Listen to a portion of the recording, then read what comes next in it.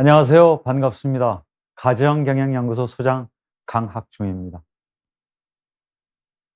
명사들의 특강 오늘 네 번째, 저로서 이제 마지막 시간인데요. 그래서 오늘 이렇게 넥타이를 한번 매봤습니다. 예, 괜찮나요? 제 얘기를 시작을 하죠. 오늘 여러분하고 함께 나눌 말씀의 제목은 행복한 노년의 네 가지 요건. 예, 뭐 네 가지 말고 더 중요하고 필요한 것도 있겠지만 중요한 네 가지를 여러분들과 함께 살펴보겠습니다. 다섯 부분으로 나눠봤습니다. 네 가지 요건이 그럼 뭘까? 두 번째, 역시 다시 부부다. 이제 아이들 다 결혼시키고 떠나보내고 이제 부부만 남는 거죠. 그리고 가족이 역시 답이다. 예. 그리고 네 번째로는 핵심 가치. 내 삶에 있어서 가장 중요한 가치가 뭘까? 그걸 한번 좀 돌아보자는 그런 의미입니다. 마지막으로 내 인생의, 내 삶의 마지막을 어떻게 마무리를 해야 될까? 품위 있는 죽음. 이렇게 한번 좀 살펴보죠. 자, 행복한 노년. 노년이 행복해지려면 뭐가 필요할까요? 뭐라고 생각하세요? 돈이요. 예, 맞습니다. 돈, 건강, 인간관계, 역할. 뭐 어떤 분은 일이라고 하죠. 저는 뭐 역할이라고 표현을 해봤는데요. 돈 참 중요합니다. 뭐 전혀 전 이의 없고 100% 동의하는데요. 예. 돈이 많으면 많을수록 좋을까요? 많으면 많을수록 노년이 행복할까요? 그건 아닌 것 같아요. 일정 수준의 어떤 경제적인 여유는 꼭 필요한데 그 수준도 채 안 되면 행복한 노년을 맞기가 참 쉽지 않죠. 그러나 그 이상을 넘어서게 되면 반드시 돈의 액수와 부의 크기와 행복이 비례하지 않는다는 게 행복 경제학자들의 연구 결과입니다. 예. 그래서 요즘은 뭐 노년에 행복해지려면 최소한 목돈이 한 얼마 있어야 되고 매월 한 어느 정도의 예를 들어서 뭐 현금이 확보가 돼야 그래도 행복한 노년을 맞을 수 있다고 지나치게 너무 지나치게 재무적인 측면만 강조를 해서 오히려 사람들을 좀 불안하게 하는 게 아닌가. 돈 중요하다는 거 저는 절대로 부인하지 않습니다. 그러나 돈만이 절대 전부가 아니라는 사실, 그걸 좀 염두에 두시고요. 돈 많다고 뭐 정말 행복 더 하다고만 치면 진짜 재벌 되시는 분들은 뭐 얼마나 더 행복하겠어요. 그렇다고 해서 그분들이 뭐 하루에 5끼, 6끼를 드시나요? 그렇다고 뭐 죽을 때 뭐 운동장 크기만한 관에 뭐 들어가는 것도 아니고 침대가 뭐 우리보다 훨씬 더 큰 것도 아니고요. 예. 너무나 잘 알고 있는 사실이지만 우리가 가끔 까먹죠. 마시면 마실수록 갈증이 나는 바닷물처럼 부에 너무 집착을 하게 되면 욕심의 끝을 모르고 오히려 그게 불행의 씨앗이 되는 경우도 있습니다. 예. 이거 뭐 처음부터 꼬미토리님이 댓글을 달아주셨네요. 고맙습니다. 평안한 가을도 감사합니다. 예. 그다음에 건강이죠. 건강도 중요하다는 거 누가 부인하겠어요. 이 채널이 비욘디 의학 채널 아닙니까? 아주 유명한 정말 전문가 선생님들이 건강은 다 잘 챙겨주시니까 저는 건강 얘기는 생략을 하겠습니다. 저 역시 이제 나이가 들다 보니까 튼튼한 관절 가지고 계신 분들 부러워요. 막 젊은 사람들 막 뛰어다니고 막 위에서 막 그죠? 점프하고 그죠? 젊으실 때부터 관절을 잘 관리를 하셔서 아껴서 끝까지 노년까지 건강 잘 유지하시길 바랍니다. 건강 중요하다는 거, 그 사실을 또 아무도 부인할 사람이 없을 텐데 지나치게 건강을 염려하는 거, 그 건강 염려증이라고 그러죠. 그것도 일종의 병이라고도 할 수 있는데요. 지나치는 건 좋지 않습니다. 우리가 건강을 유지하려면 뭘 해야 될 건가? 아주 핵심적인 사항은 사실 다 알거든요. 모르지 않거든요. 근데 그걸 실천을 잘 못하시는 거죠.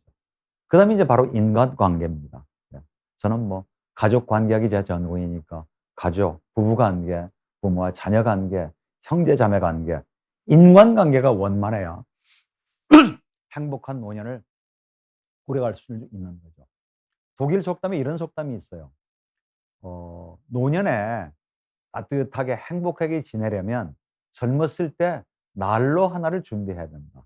저는 그 난로가 바로 인간관계지 않을까. 저는 그런 생각을 하는 겁니다. 그다음에 역할이죠. 아까도 제가 말씀드렸던 대로 역할, 일도 필요합니다.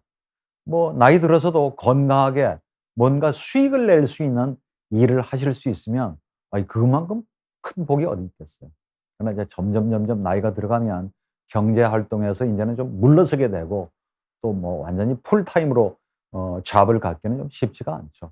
그래서 인제는 뭐 점점 아이들도 커지게 되다 보면 아버지 역할, 어머니 역할도 언젠가는 서서히 줄잖아요. 할아버지 역할, 할머니 역할도 손주들이 뭐 초등학교 들어가기 전 초등학교 한 1-2 학년 정도까지는 모르지만 그 이상 커지게 되면 성장하게 되면 자기 엄마 아빠하고 잘 안 노는데요. 할아버지, 할머니 역할도 조금씩 줄고 역할이 축소가 됐을 때 그것을 과연 메꿀 수 있는 게 뭔가? 그게 인제 바로 뭐 공부일 수도 있고요. 여가일 수도 있고 취미일 수도 있고 운동일 수도 있고 봉사나 신앙일 수도 있다는 얘기입니다. 그래서 이 4가지 요건 어떻게 잘 지켜갈 건가? 오늘은 특히 인간관계를 중심으로 얘기를 한번 좀 나눠 보겠습니다. 나의 미래상을 한번 좀 생각을 해 보시죠. 내가 만약 어 환갑을 맞으면, 내가 70 대가 되면, 내가 80 대, 90 대, 만약 100 살을 바라보는 그 나이가 되면 나는 어디서 살고 있을까? 누구랑 살고 있을까? 아침 몇 시쯤 눈을 떠서 하루 일과를 어떻게 보내고 있을까? 그때 나의 가장 큰 즐거움은 뭘까? 그리고 나한테 가장 큰 고민, 어려운 점, 고충은 또 뭘까? 미래를 한번 좀 그려 보시길 바랍니다.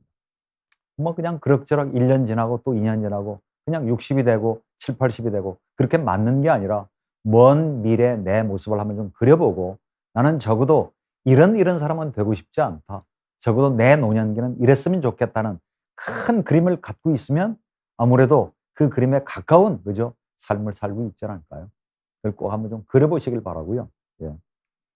그리고 두 번째로는 절대 되고 싶지 않은 노인상, 그 모습도 한번 좀 그려 보세요. 예. 여러분들 많이 보이죠? 예. 온통 그죠? 마음에 안 들어요. 불만투성이, 그냥 지적질도 많고 예. 불평불만하고 그냥 막 벌컥벌컥 화내고 뭔가 자기 잘못이나 어떤 약점 이런 부분을 얘기를 하면 그걸 시인할 줄 모르고 수용할 줄 모르고 막 부인하고 화를 내고 예. 괴팍스러워지고 나이가 들수록 조금씩 좀 넉넉해지고 그죠? 이렇게 품어주는 어떤 그런 부드러운 면이 없이 점점 더 고약해지는 그런 노인분들을 우리가 많이 봅니다. 최소한 그런 사람은 안 돼야죠. 물론 뭐 내가 정말 돈이 없어서 너무너무 가난해서 누군가한테 돈을 끌어다니거나 그죠? 내가 내 몸을 내 건강을 그죠? 너무 잃어버려서 누군가야 24시간 꼼짝없이 수발을 받지 않으면 안 되는 그런 처지가 되는 것도 우리가 막아야 되겠지만 그죠? 정말 절대로 되고 싶지 않은 어떤 그런 내 노년기의 모습 그걸 잘 그려 보시고 주변도 한번 좀 둘러보세요. 주변도 한번 좀 둘러보고 최소한 저런 사람은 안 돼야지. 그러면서 스스로를 한번 좀 챙길 수 있는 기회를 가졌으면 좋겠습니다. 노년기 여가가 중요합니다. 24시간이 사실은 여가 아니에요. 그죠? 근데 이 여가도 기능이라는 게 있어요. 냉장고에도 기능이 있고 차에도 기능이 있듯이 뭐 여러분이 잘 아시겠지만 쭉 한번 살펴보면 그 여가 활동을 통해서 그게 취미든 운동이든 신체적인 건강도 챙길 수가 있고요. 사회적으로 접촉할 수 있는 기회도 되는 거죠. 다른 사람하고 어울리면서 동호회 그죠? 모임 같은 데서. 심리적으로 안정을 취할 수가 있고 스트레스도 해소할 수 있고요. 자신감, 만족감. 그래도 아직은 내가 뭔가 그죠? 이 사회에서 필요한 사람이구나 하는 어떤 그런 유용감. 휴식과 기분 전환도 되죠. 예. 정말 일밖에 몰랐지만 이제 나만의 어떤 시간을 가지고 나를 위해서 뭔가 여가 생활을 했을 때 그죠? 뭐 그런 어떤 기분 전환. 문화적인 경험도 되고요. 공연 보는 것도 좋고 그죠? 예 뭐 실제 자기가 예를 들면 뭐 작가가 돼서 책을 한번 내본다든지 무대에 한 서본다든지 자기가 노래 한 곡을 취입한다든지 그런 경험도 하실 수가 있는 거죠. 생활 기술과 기능의 증진 그래서 결국은 삶의 질이 향상이 되는 어떤 그런 기능들이 있습니다. 공부도 참 중요한 것 같아요. 우리는 공부하면 대학교 가기 위한 국영수 공부만 공부라고 생각을 했었죠. 그래서 정말 대학교만 들어가면 지긋지긋해서 공부는 쳐다보기도 싫었던 그런 분들도 계셨겠지만 인제는 정말 내가 하고 싶은 공부, 하면 할수록 재미있는 공부도 있어요. 예. 그래서 정말 이렇게 공부가 재미있었다면 정말 다 우등상 받았을 텐데 아마 그런 생각하시는 분 계실 겁니다. 노인들, 노년기에 우리가 공부를 하면요. 예, 어떤 점이 좋고 왜 또 우리가 노년기를 맞을수록 공부를 계속 해야 되느냐. 그 필요성을 보면요. 현대 사회로부터 조금씩 우리가 소외되거든요. 정보도 부족하고 그만큼 암기력, 이해력 이런 것도 좀 떨어지고 그래서 뭔가 동참할 수 있는 기회를 제공하는 거죠. 그리고 생존에 대한 존재 가치, 역할 상실을 방지하는 겁니다. 우리가 아까 뭐 아버지, 어머니의 역할은 축소가 되지만 다시 할아버지, 할머니라는 지위 역할을 받잖아요. 그러나 한 번도 할아버지, 할머니가 안 돼본 사람들은 그 역할을 제대로 수행하기 위해서 필요한 공부가 있는 거죠. 굳이 예를 들자면 장인, 장모 공부, 예. 시아버지, 시어머니 공부, 그것도 공부가 필요하지 않을까요? 그리고 세상이 엄청나게 변하니까 새로운 지식, 정보가 엄청나게 쏟아지죠. 그런 것 공부를 통해서 세대 간의 이질감을 해소하기 위해서 젊은 사람들은 얼마나 빨리빨리 습득을 하는데 아무래도 나이가 들면 그래서 습득하는 데도 조금씩 좀 느리죠. 그런 것도 공부를 통해서 상대적으로 젊은 사람보다 시간이 좀 넉넉하잖아요. 그래서 젊은 사람이 10분 투자할 걸 나이가 조금 더 노년기에서는 1시간 투자하고 2시간 투자를 하면 젊은이 못지않게 오히려 젊은 사람보다 훨씬 더 훌륭하게 과업이나 예를 들어서 어떤 프로젝트를 수행하시는 그런 분들을 제가 주위에서 참 많이 봅니다. 그러니까 나이가 들수록 공부하셔야 돼요. 제일 좋은 공부는요. 부모님이 막 하라고 해서가 아니라 내가 정말 하고 싶어서 내 돈으로 내 시간 들여서 하는 공부가 상공부가. 제가 뭐 잠시 사이버대학교 부총장도 제가 잠시 맡아봤지만 정말 직장 생활하면서 아이들 키우면서 정말 밤잠 안 자가면서 예. 그리고 막 아르바이트하고 예, 낮에는 일하고 저녁에는 이제 막 다시 공부하는 그런 사람들을 통해서 참 너무 이쁘다. 예. 참 이쁘다는 생각을 제가 많이 했거든요. 그래서 정말 예, 꼭 고등학교 졸업하면 대학을 가야 되고 그런 순서가 아니라 정말 필요에 따라서는 고등학교 졸업한 다음에 뭐 취업을 할 수도 있고요. 자기 사업을 할 수도 있고 그러다가 정말 공부가 필요하다는 것을 뒤늦게 알고 자기가 하고 싶은 공부를 자기 돈으로 부모님 돈으로가 아니라 그렇게 하면 정말 산 공부, 즐거운 공부가 될 수 있다는 겁니다. 그리고 새로운 지식 습득으로 적응력을 향상시키고 결국은 자기가 성장하는 거죠. 키는 이미 다 컸어요. 예. 뭐 몸무게도 크게 변화가 없지만 나이가 들수록 계속 성장할 수 있다면 얼마나 큰 축복인가요? 그게 바로 노년기에 우리가 하는 공부의 필요성입니다. 자, 그다음은 자원봉사도 한번 볼까요? 우리가 봉사를 하면서 그 사람들을 위해서 우리가 봉사를 한다고 했는데 사실은 훨씬 내가 더 많은 것, 더 큰 것을 얻었다는 그런 경험담 많이 들으셨죠? 자원봉사를 왜 하는지 이유를 물어봤더니요. 그 이유가 10수간이나 되더라고요. 다른 사람을 도와주기 위해 첫 번째. 새로운 친구를 만나는 그런 어떤 유용함도 있죠. 외로움을 없애기 위해 이미 익힌 기술을 사용하고 싶어서 자기가 평생 해왔던 어떤 경력, 자기의 경험, 전문성, 재능을 기부하는 거죠. 새로운 기술을 얻기 위해 관심사나 흥미를 나누기 위해 성취감을 맛보기 위해 무료함을 없애기 위해 너무나 많은 시간, 여가 시간이 남잖아요. 내가 60이 되고 70이 됐는데 뭘 할 수 있으랴.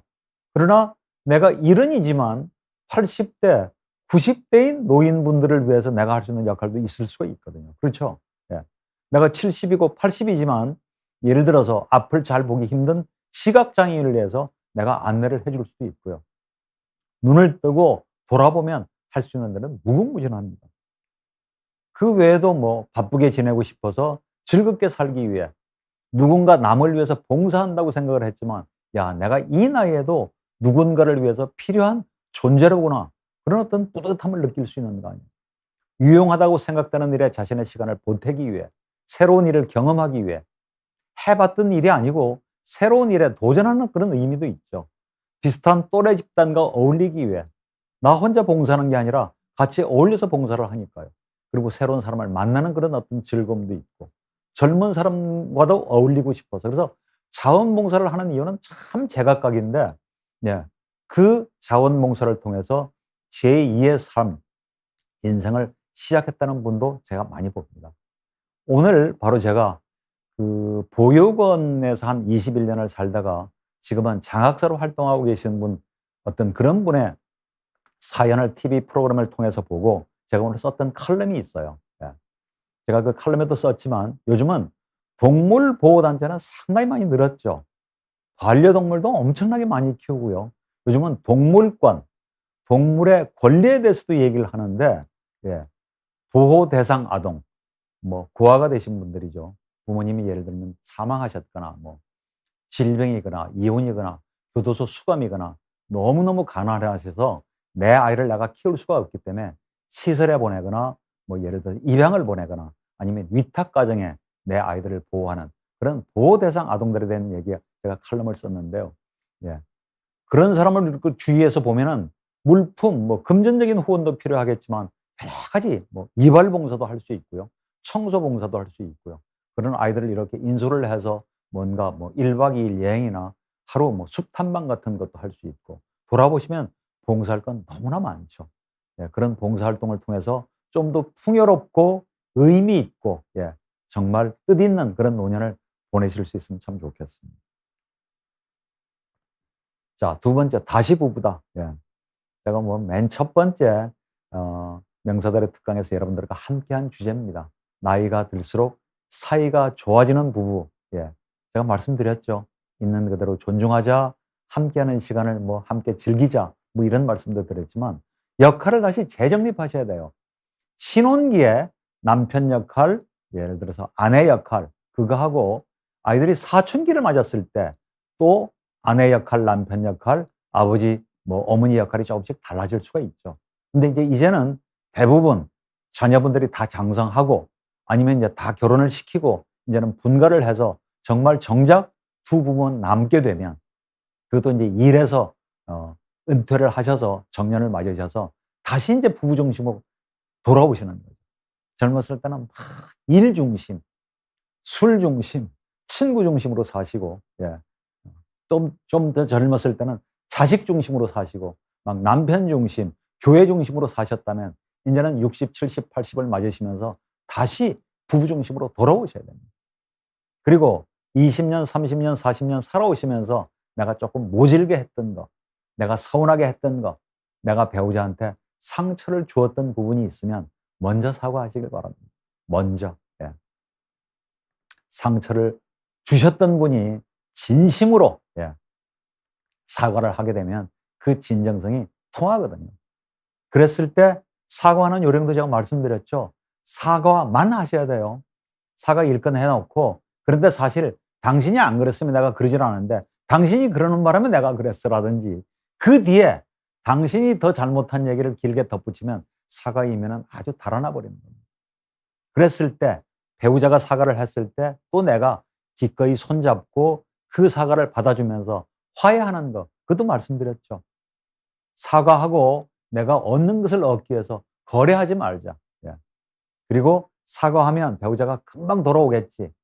씻은 듯이 상처가 없어지겠다는 성급한 기대도 하시지 말라는 제가 얘기도 또 했고요. 예. 그래서 먼저 사과하시길 바랍니다. 부부 농사 뭐 대풍년 드시는 거 제가 말씀드렸지만, 부부 농사 잘 지으시는 거 가만히 앉아 있어도 행복한 가족, 화목한 가정 저절로 굴러 들어오는 게 아니라는 제가 말씀 많이 드렸을 겁니다. 여러분 하루에 이를 몇 번 닦으세요? 네, 갑자기 무슨 뜬금없이 뭐 이 닦는 얘기냐고요. 하루에 3번 닦으시죠? 뭐 2번은 닦지 않으시나요? 점심 식사하시고 뭐 겨를이 없어서 그냥 물로 헹구거나 가글엔 하시더라도 하루에 2번 정도는 닦지 않으시나요?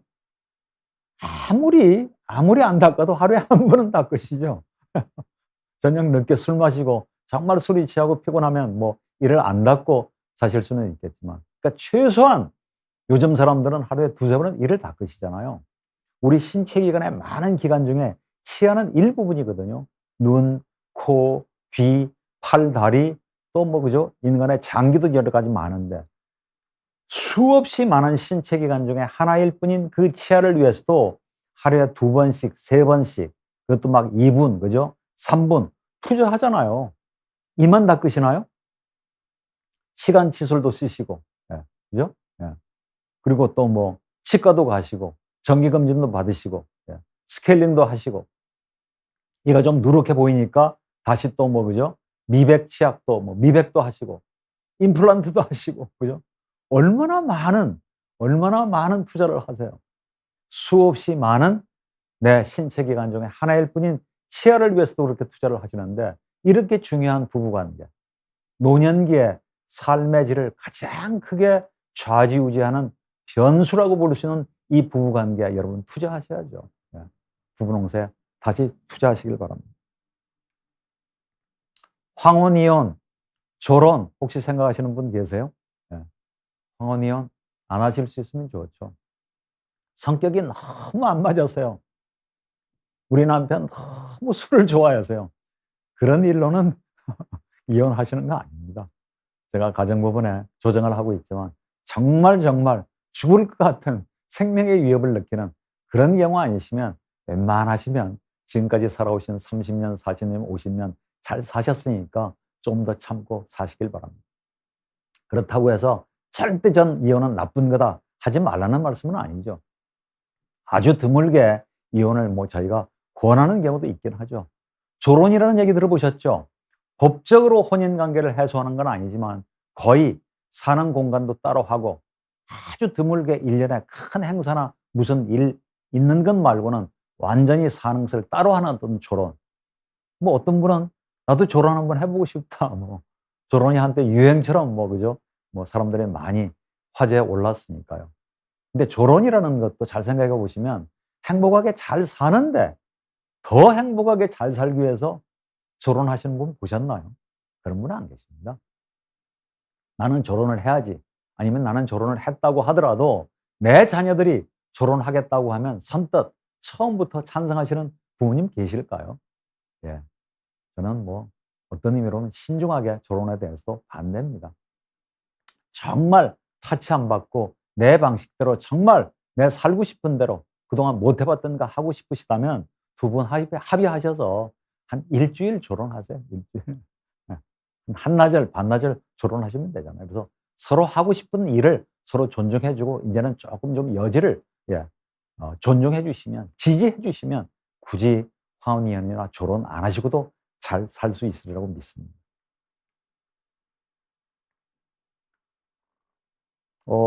질문들이 제법 들어오네요. 안녕하세요. 저는 60대 여성입니다. 소장님은 어떤 운동 챙겨 하시는지 궁금합니다. 평안한 가을님이 보내주셨네요. 저 요즘 자전거 열심히 탑니다. 자전거 탄 지는 오래됐습니다. 예. 한때는 뭐 자전거로 제주도 일주도 하고요. 서울에서 속초도 가고 그때 이제 조금 무리를 했는지 무릎에 조금 좀 무리가 와서 요즘 좀 조심하는데요. 올해부터는 일주일에 한 번씩 PT를 하죠. 개인. 그리고 이제 뭐 한 두세 번은 그죠. 저희 아파트 단지가 상당히 크기 때문에 헬스장이 잘 돼 있어서 뭐 아주 지나친 뭐 근육 운동을 하는 게 아니라 아주 가볍게 제 나이에 맞게 하고 있습니다. 제 나이가 되면 이제 근육이 점점 빠진다니까 근육량이 줄지만 않아도 괜찮다고 하더라고요. 그래서 꾸준히 운동한 효과가 있어서 뭐 몸무게도 체중도 한 3kg 정도 조절을 했고요. 열심히 하고 있습니다. 제 아내가 올해 제가 한 일 중에 가장 잘한 일이라고 칭찬과 격려를 해줘서 열심히 하고 있습니다. 행복한 인생님이 또 질문을 주셨네요. 나이가 들수록 무탈한 일상이 가장 행복한 것 같다는 생각이 듭니다. 소장님은 어떤 순간들에 행복을 느끼는지 궁금합니다. 여러분 오해하지 마시길 바랍니다. 제가 너무 잘난 척하는 것 같아서 좀 매 순간이 행복한 것 같아요. 예. 제 이름이 강학중입니다. 학자가 입구에 높을 꽃자를 쓰는 학자거든요. 기뻐할 학, 가운데 중자를 쓰는데요. 제 이름을 가끔 이렇게 소개를 하기도 하죠. 늘 기뻐하는 남자, 항상 기쁨 중에 있는 남자 강학중입니다. 근데 뭐 전 정말요. 제가 좀 이따가 뭐 감사하는 말씀도 드리겠지만 감사한 걸로 치면 우리가 엄청나게 감사할 것들이 많죠. 예. 하늘을 날고 물 위를 막 걸어 다니는 것만 기적일까요? 내 두 다리로 서 있을 수 있고 내 두 다리로 걸을 수 있고 막 뛰어가서 축구할 수 있고 그죠? 내 치아로 씹을 수 있고 내 눈으로 보고 내 귀로 들을 수 있으면 나 혼자 옷 갈아입을 수 있고 나 혼자 샤워할 수 있고 그게 기적 아닌가요? 10년 전 꼭 저희 어머님이 이제 하늘나라로 돌아가셨는데요. 떠나셨는데 어머님이 한 9개월 조금 좀 고생하셨죠. 마지막에는 기력이 없으시니까 눈을 못 뜨시더라고요. 그래서 언제는 병문안 가셔서 병원에 제가 가서 이렇게 어머님 눈꺼풀을 올리면서 어머님 눈 좀 떠보세요. 떠보세요. 막내 아들 왔어요. 어떤 데는 이렇게 삼키지를 못하세요. 예. 그래서 우리가 맛있는 음식을 씹고 삼킬 수 있다는 거, 마실 수 있다는 거, 내가 눈으로 뜨고 볼 수 있다는 거, 그게 다 기적인 거죠. 그런 걸로 치면 감사할 거 수백 가지 나오지 않겠습니까? 예. 자, 다시 얘기를 진행을 하죠. 가족이 답이다. 예. 제가 뭐 가족학을 전공하고 가족 문제에 대해서 제가 뭐 늘 강의하고 방송하니까 이런 말씀 드리는 게 아니라 가족이 참 중요하지 않나요? 가족하면 한 남자와 한 여자가 만나서 결혼해서 가정을 이루고 아이를 낳고 같은 지붕 밑에서 먹고 자는 것만 가족이라고 생각하는데 반드시 그런 것만은 아니죠. 한쪽이 뭐 이혼을 하거나 사별을 해서 한부모 가족도 있고요. 초혼으로 맺어진 가족만 가족이 아니고 재혼 가족도 있고요. 그죠? 예. 그리고 뭐 정말 아이가 안 들어서서가 아니라 두 사람이 뜻을 맞춰서 우리는 아이를 안 낳는 것으로 만약 합의를 한다면 뭐 무자녀 가족, 자발적인 무자녀 가족도 있죠. 한 지붕 밑에서 안 살더라도 분거 가족이라고 있잖아요. 예. 주말 부부, 월말 부부, 기러기 가족 다 뭐 분거 가족이라고 볼 수 있죠. 입양 가족도 마찬가지고요. 꼭 피를 나눠서가 아니라. 예. 그런 식으로 보면 앞으로는 뭐 동성애 가족 이런 가족이 나올지도 모르죠. 요즘은 생활 동반자법을 만들자 그런 것들을 좀 만들어서 꼭 결혼을 통해서 피를 나눈 그런 가족만이 아니고 정말 친한 친구, 동성애 친구끼리 아니면 뭐 연배가 한 20, 30년 차이 노년층에 계신 분하고 젊은 사람끼리 한 지붕 밑에서 살 수도 있고 그래서 가족, 일상생활을 함께 하면 그것을 가족으로 인정을 해주자 하는 그런 움직임도 있습니다. 전 찬성입니다. 예. 꼭 결혼을 통해서만이 아니고 결혼을 안 하고 같이 생활을 하는데도 불구하고 수술을 하면 가족이 아니면 사인을 할 수가 없잖아요. 예. 그런 것들의 어떤 폐단을 조금 좀 줄이고 그런 분들의 고충을 줄여주기 위해서 우리가 알고 있는 전형적인 전통적인 한두 가지 가족의 모습만 정상적이고 건강한 가족이고 다른 가족은 문제가 있고 결점이 있다고 생각할 게 아니라 조금 더 우리가 융통성 있게 폭넓게 열린 마음으로 바라보면 모두가 다 가족입니다. 제가 가족 얘기를 하면서 가장 많이 하는 얘기일 거야. 아름다운 거리를 유지하자. 오늘 이제 제 말씀이 노년기에 대한 말씀을 드리는 거니까요. 이제 이미 자제분들이 제법 많이 장성했겠죠. 대학을 다니거나 직장에 뭐 예를 들어서 다니고 있는 자녀가 있을 수도 있고 결혼을 해서 이미 아이를 낳아서 손주를 두고 계신 분도 있는데 이제는 만 20세 대학생쯤 되면요. 이제는 내 자식이 아니고 성인 대 성인으로 이제 대접해 주셔야 됩니다. 예. 뭐 어릴 때 그죠? 기저귀 차고 그죠? 예, 막 그 시절이 생각해서 여전히 내 자식이고 내 자식에 대해서는 내가 누구보다도 잘 알고 있다고 생각하지만 모르시는 분도 참 많거든요. 학교 뭐 다닐 때 학교 생활 내가 24시간 다 보는 거 아니지 않습니까? 아드님, 따님들 직장 갔을 때 그 직장 생활 어떻게 보내는지 여러분 다 아시나요? 그것도 결혼해서 가정을 일구고 분가해서 살면 그 이후에 자녀에 대해서는 잘 모르는 거예요. 우리 아들, 딸이지만 남편으로서는 어떨까? 아내로서는. 며느리나 사위로서는 우리 아들, 딸이 또 어떤 모습일까? 예. 한 사람의 아빠, 뭐 두 사람의 아빠나 엄마로서의 역할은 또 어떻게 하고 장성한 그 이후의 자녀들의 삶에 대해서는 여러분이 모르는 겁니다. 그러니까 다 알고 있다고 생각하시면 안 되죠. 그리고 지금이라도 내가 가르쳐야지. 안 가르치면 안 돼. 그 생각도 좀 내려놓으시고요. 그리고 뭐 예고도 없이 막 아들, 딸네 집에 그냥 막 방문하시고 손주 보고 싶다고 막 오라 가라 그러지 마시고요. 정말 보고 싶지만 그죠? 좀 자제하시고 가끔은 전화나 영상 통화나 동영상으로 좀 달래시고 손주 바보 되시지 않으셨으면 좋겠습니다. 지나치게 손자 중심 그것도 사실 건강한 건 아니죠. 그러다 보면 나 다 너 잘 되라고 너를 위해서 하는 얘기지만 자녀들 입장에서는 간섭이나 개입이나 그죠? 별로 달갑지 않거든요. 그래서 정말 우리 부부 잘 살고 자녀들 독립해서 잘 사는 걸로. 내려놓는 용기. 참 좀 내려놓기가 쉽지가 않죠. 이제는 정말 자식이 좀 안타깝잖아요. 그죠? 안타까우니까 너 잘 되라고 막 반찬해주고, 그죠? 뭐, 아이들 뭐 또 여행 가기 싫다는 걸 내가 경비는 다 될 테니까 우리 가족여행 제주도로 한번 가자, 해외여행 가자. 그 돈 들이는 만큼 자녀들이 반드시 고마워하지 않을 수도 있습니다.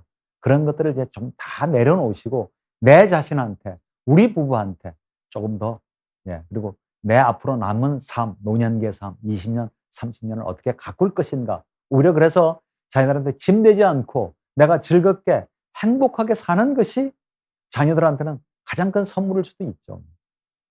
한번 보세요. 여러분 연배시지만 이미 자녀들도 장성했는데도 불구하고 연로하신 부모님을 모시고 사는 분도 계시죠. 예. 그 샌드위치 세대에서 부모님 한번 아프시고요. 응급실에 실려가고 막 수술한다고 그러고 오늘 내일 위도 가다고 그러시면 자녀들의 삶이 완전히 엉망으로 엉킵니다. 거기다가 뭐 간병비도 돼야죠. 병수발도 해야죠.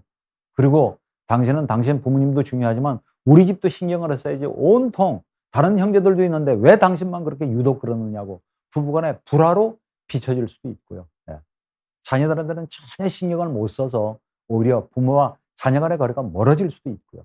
그래서 정말 지나치게 자식 중심으로 사는 삶 좀 내려놓으시고 이제는 본인의 삶, 두 부부의 삶에 조금 중심을 좀 맞추셔서 사셨으면 좋겠습니다.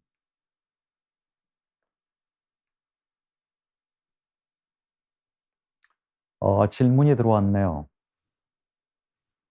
음, 아, YUNYI라고 쓰시는 분이 아버지가 70세 은퇴하시고 거의 매일 고부 치시고 우리 아이들 보실 때마다 아무 말씀 안 하시고 100불씩 주시니 인기 최고입니다. 질문이 아니고 뭐 이런 부모님 계시면 정말 자랑하실 만하네요. 예. 저스트 무직님도 보내주셨네요. 요즘 비혼주의인분들이 많아지고 있는 시대인데 그런 분들은 어떻게 보고 계시는지요? 노인이 된 후에 비혼을 후회하는 사람도 많이 생기겠죠. 당사자가 결정할 문제 아닐까요? 내가 만약 비혼주의이시면, 그죠? 뭐, 부모님이, 뭐라고 하시겠죠. 왜 그 나이에 결혼을 안 하느냐? 나중에 나이 들어서 후회 안 할 거냐? 만약 그렇게 얘기를 하시면, 부모님의 심정도 좀 읽어주시고, 예. 내가 왜 결혼을 안 하는 이유를 잘 설명을 드렸는데도 불구하고 계속해서 그런 얘기를 하시면 적절히 좀 거부하세요. 그리고 제일 좋은 방법은 나 혼자 살면서 더 행복하게 사는 모습을 보여주시는 것으로 증명하면 되고요. 자녀들이 만약 계속 결혼을 안 하고 있으면 이제는 그것도 자녀들의 결정사항 아닌가요? 예. 그리고 지난번에도 제가 말씀드렸죠. 자식 농사할 때 계속 결혼을 안 하고 우리 집에서 40이 되고 50이 되고 계속 우리 집에서 얹혀 사는 거. 예.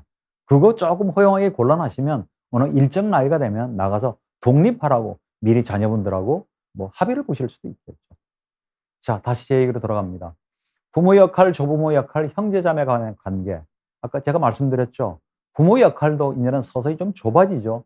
그러나 시아버지, 시어머니 역할, 장인, 장모 역할도 어떤 의미로 보면 넓은 의미의 부모 역할입니다. 고부 갈등도 얘기를 많이 하시는데요. 요즘은 고부 갈등의 양상이 조금 좀 달라졌죠. 신고부 갈등. 예, 그래서 요즘은 며느리 우세형 고부 갈등이 좀 있습니다. 예전에는 막 시어머니 때문에 며느리들이 고생을 했는데 요즘은 상대적으로 며느리 때문에 시어머니가 속앓이하는 경우도 있고요. 요즘은 오히려 여성들의 인권이 조금씩 높아지면서 장서 갈등, 장인 장모와 사이의 갈등이 조금 좀 늘어나는 경우도 있고요. 예. 요즘은 처가살이를 하면서 그래서 그 모든 것들이 사실은 어떤 의미로 보면 있는 그대로 존중해 주자. 아이들 키우는 방식, 살림하는 방식, 결혼해서 한 가정을 이루었으면 최종적인 책임은 본인들이 지는 거죠. 그게 너무 왈가왈부하고 개입하고 간섭하시고 예. 그러시는 거 조금 좀 절제하셨으면 좋겠습니다. 조부모 역할도 마찬가지고요. 예.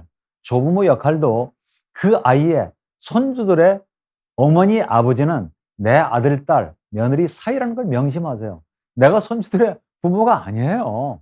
그러니까 내 희망상 걱정되는 거, 좀 이랬으면 좋겠다는 얘기는 하실 수 있어도 이래라 저래라 그렇게 안 한다고 해서 막 나무라고 강요하고 그것으로 언성을 높이실 일은 아니시라는 말씀을 제가 드리는 겁니다.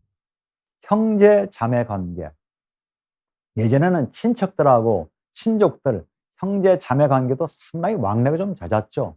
요즘은 현대로 갈수록 조금씩 그 왕래가 좀 줄어들고 폭이 많이 좀 좁아진 건 사실이에요. 그러나 노후에 부부 관계도 중요하고 부모와 자녀들의 왕래도 중요하지만 형제 자매 관계도 대단히 중요합니다.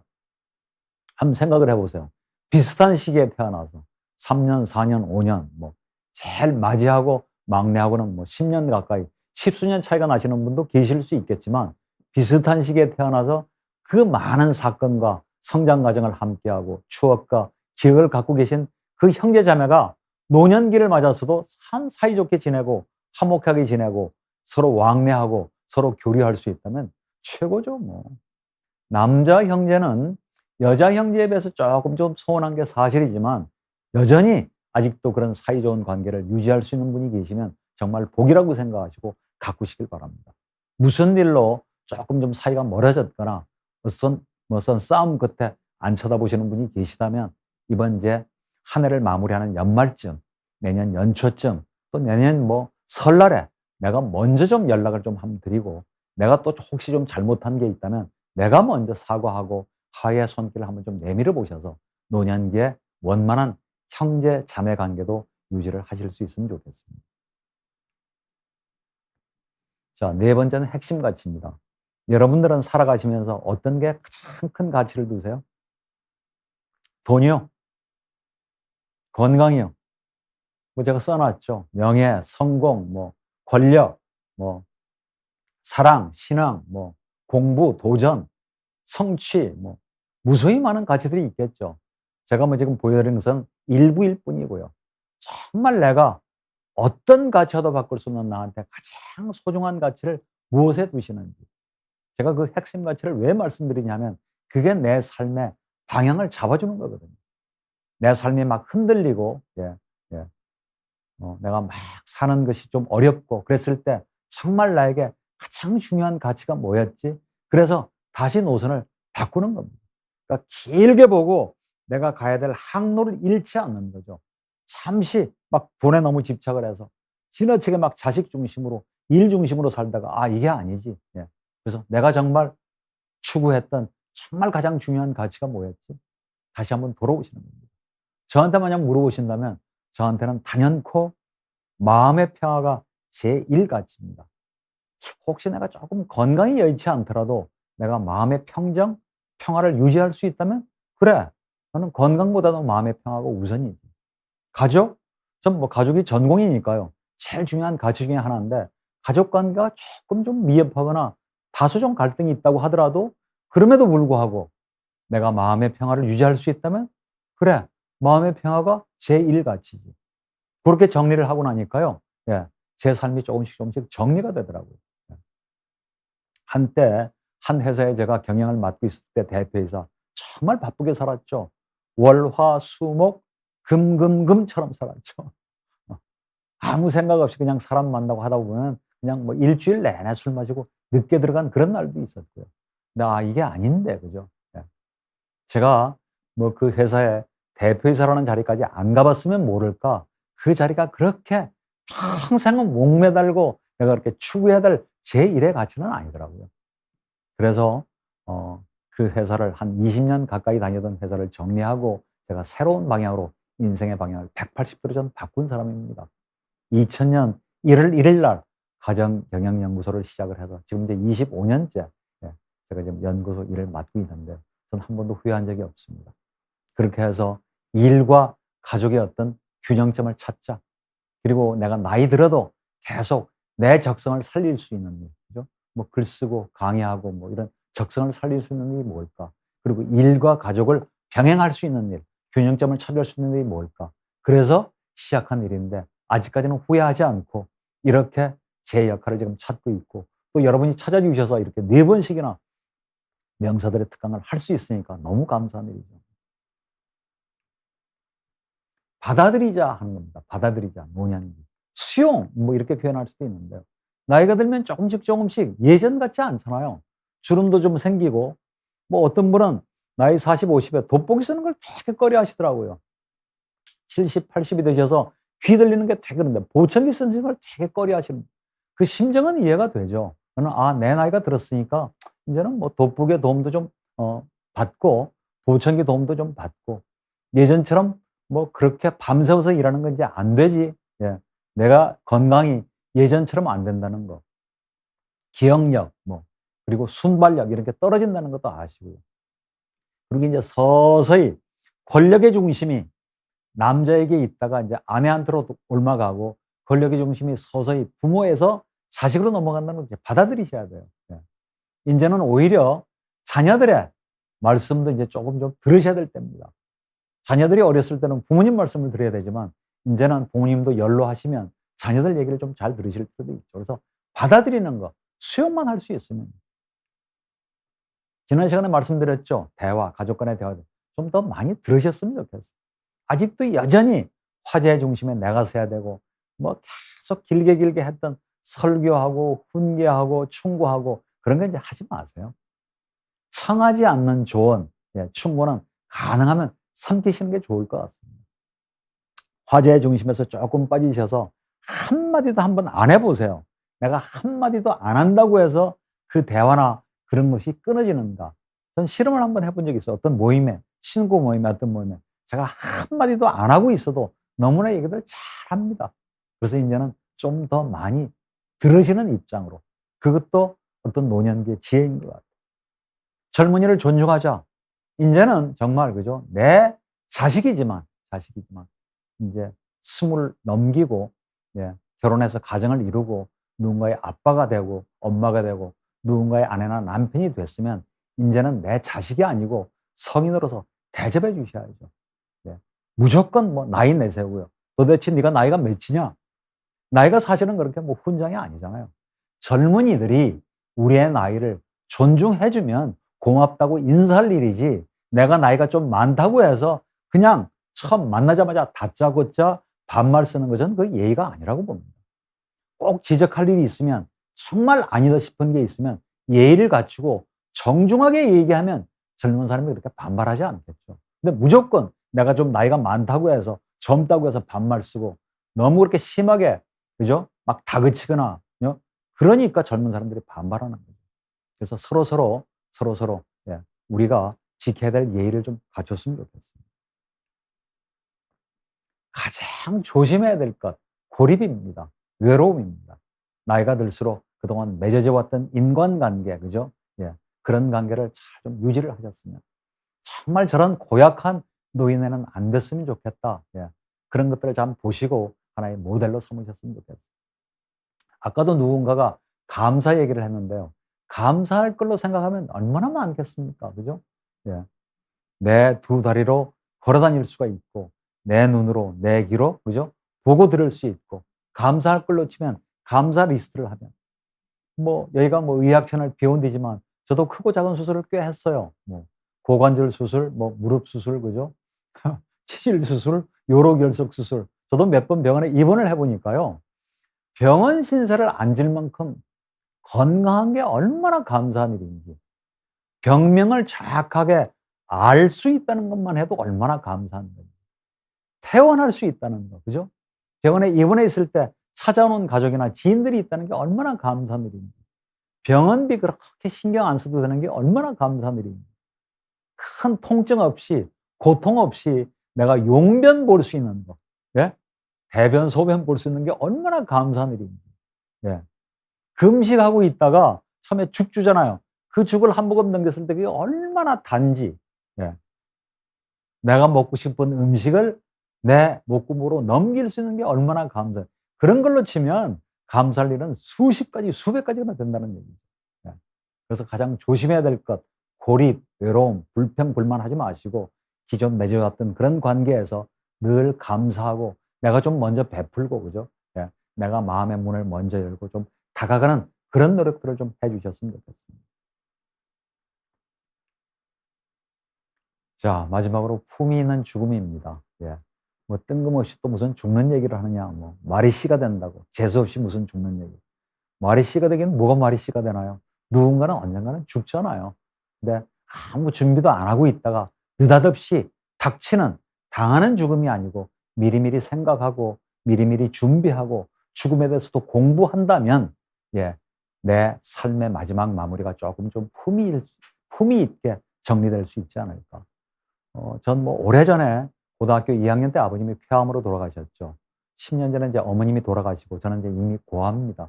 그때부터 열심히 봤어요. 삶의 마무리를 어떻게 하는 것이 좋을까. 1년 전에는 장모님까지 이제 돌아가셔서 제 아내도 고아가 됐지만 이미 이제 부모님들이나 가까우신 분들 돌아가면서 이제는 부모님 순서가 아니더라고요. 제 나이쯤 되니까 이제는 친구들도 이미 세상을 떠난 사람이 많습니다. 본인 사망, 배우자 사망. 이제는 남의 일이 아니라는 거죠. 네. 그리고 내 죽고 나면 뭐 내 자식들 재산 문제로 무슨 상속 분쟁으로 절대 그런 자식들이 아니라고 정말 모릅니다. 상속으로 분쟁이 생기고 소송을 거는 사람이 7명 중에 1명이라는 통계가 있었어요. 그것도 좀 지난 통계여서 지금은 많아졌는지도 모릅니다. 미리 교통정리를 잘 하셔야 돼요. 그거 안 하시면 나중에 정말 예기치 않게 남아있는 내 배우자나 내 가족들 간에 정말 내가 상상할 수조차 없는 끔찍한 분쟁, 소송 전쟁이 생길 수도 있다는 걸 아시고 미리미리 우리가 품위 있는 죽음을 준비를 하셨으면 좋겠습니다. 자, 여러분 뭐 사전, 연명, 의료, 의향서 이런 거 들어보셨죠? 이미 작성을 하셔서 국가가 지정하는 기관에 등록을 하신 분도 계실 것 같아요. 무의미한 연명 치료를 안 받겠다는 겁니다. 무의미한 거. 예. 그냥 수명만 연장하는 거 그런 거. 치료도 안 되고 회복도 안 되고 그죠? 그런 것들은 안 한다는 거죠. 심폐소생술, 인공호흡기, 혈액투석, 항암제 투여 같은 걸 하지 말자는 얘기인데 저는 한 가지 덧붙인다면 정말 의미 없는 무의미한 인공 영양 공급도 안 하는 것도 방법이지 않겠는가. 저는 아내하고 그런 얘기를 꽤 많이 했습니다. 예. 그래서 정말 뭐 계속 코출로 인공 영양 공급을 하면 10수년도 더 살죠. 몇 년도 더 사는데 미리 충분히 가족하고 얘기를 하고 내 정신이 맑을 때 판단력이 있을 때 내 의사를 분명히 해두는 것도 하나의 방법일 것 같아요. 사전 장례 의향서라는 것도 있습니다. 부고 범위, 장례 형식, 그죠? 뭐 관을 어떻게 할 건지, 화장할 건지, 매장할 건지 이런 것들을 미리 내가 정확하게 판단력이 있고 정신이 맑을 때 내 가족하고 배우자한테 명확하게 밝혀놓으면 나중에 그런 분란이 없죠, 그죠? 사전 장례 의향서라는 양식이 있어요. 한 장짜리 양식. 거기다 분명히 좀 밝혀놓으시면 도움이 될 것 같습니다. 유언장? 그건 좀 너무, 예. 처음에 이런 얘기를 하면 자녀들도 되게 좀 거북스러워요. 불편해 하고요. 그러나 우리가 무슨 뭐 영화를 화제로 떠올리기도 하고 여행 얘기를 하기도 하고 그죠? 뭐 커피 얘기를 하듯이 만나자마자 맨날 죽는 얘기만 해도 그건 바람직하지 않지만 그죠? 예. 뭐 죽음에 대한 얘기만 쏙 빼놓을 필요도 없는 거 아니에요? 그래서 이런 것들을 좀 미리 밝혀놓으면 나중에 사후에 분란, 분쟁을 좀 줄일 수가 있다는 그런 말씀입니다. 자, 4주 동안 여러분하고 만나뵌 시간 너무너무 행복했습니다. 예.